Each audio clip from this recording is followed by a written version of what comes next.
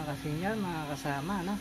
Meron na naman akong bibida sa inyo. At ito ay ang aking kalamansi, ang patanggal ng stress. Tingnan natin ha.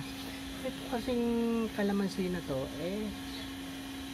sabihin na natin ngayon ko lang nakitang namulaklak.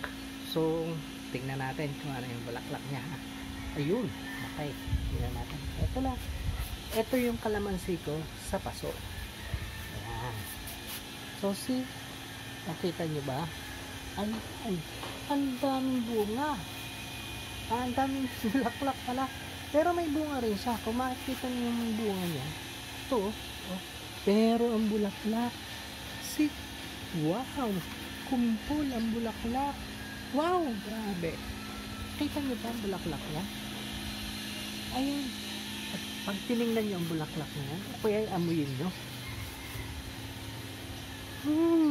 pampatanggal stress, ang bango. Hindi ko alam kung bakit tumubango ha. Pero tingnan natin, kita niya naman ang bulaklak niya. Ha? Naku, parang sa orchids. Ayan, sanga. Nakita niyo ba yan? Wow! Ang galing! Pampatanggal stress talaga. Yan ang aking kalamansi. Okay? Halos palibot ng bulaklak. Natin ha, palibutan natin. Ayan. See? Nakapupik-pik sa bulaklak. Wow!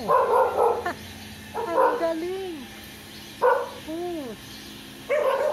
Ayan, nakakasin nyo. Ha? Tingnan nyo ang aking kalamansi. Yan naman ngayon na hindi nyo ko sa inyo. Kaya susunod, ganyan lang.